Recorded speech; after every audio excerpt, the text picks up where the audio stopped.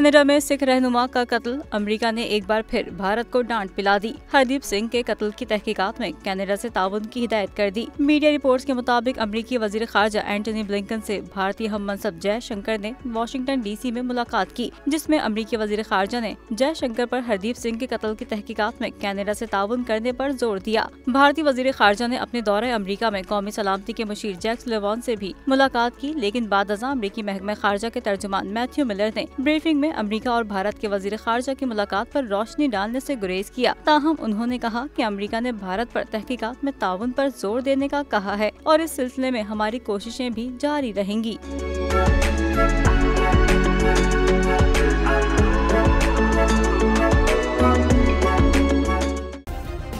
Subscribe करें और bell दबाएं ताकि कोई खबर रह न जाए।